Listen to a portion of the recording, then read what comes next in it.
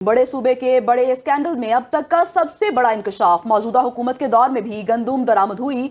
नून लीगी सरकार के पहले महीने में 6,91,000 मैट्रिक टन गंदुम बैरून मुल्क से मंगवाई गई। मामला सामने आने पर वज़ीर आज़म शहबाज शरीफ ने नोटिस ले लिया है। सेक्रेटरी काबीना डिवीजन की सरबराही में कमेटी को 4 रोज में रिपोर्ट पेश करने का हुक्म दिया गया है। कमेटी वापस स्टॉक के बावजूद गंदुम की दरामद जारी रखने और एलसीज खोलने के जिम्मेदारों का तयन करेगी।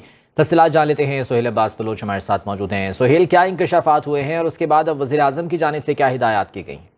जी बिल्कुल, गंदुम खरीदारी बहरान पर जो है वो वज़ीर आज़म और मुस्लिम लीग नून की जो सीनियर क़यादत है वो सख्त जो है वो एक्शन में है। बड़े सूबे के बड़े स्कैंडल में अब तक का सबसे बड़ा इंकशाफ ये सामने आया है कि मौजूदा हुकूमत के दौर में भी गंदम दरामद हुई है और नून लीगी सरकार के पहले महीने में 6,91,000 मैट्रिक टन जो है वो गंदम बैरून मुल्क से मंगवाई गई थी।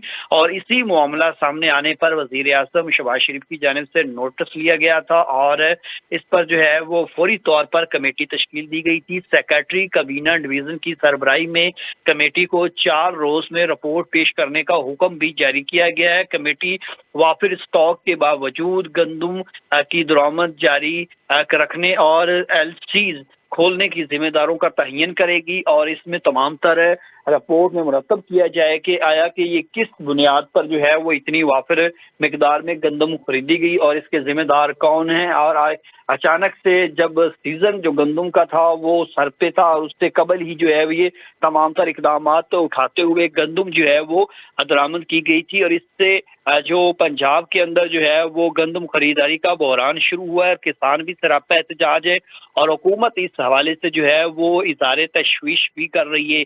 और इसी मामले पर मुस्लिम लीग नून के कायद नवाज शरीफ की जानिब से भी इज़हार तशवीश किया गया था।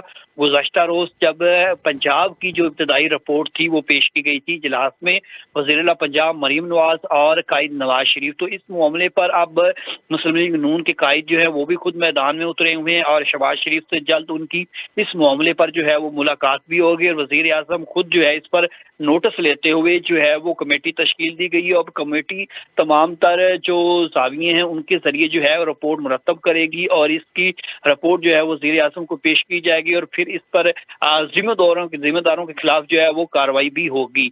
लेकिन अभी तक क्योंकि इस गंदुम बुरहान पर पंजाब हुकूमत खास तौर पर पंजाब के किसानों के हवाले से कोई हल नहीं निकाल पाई और किसान भी मुख्तलिफ मराहिल में एहतजाज की कॉल देने पर जो है वो मुशावरत कर रहे हैं।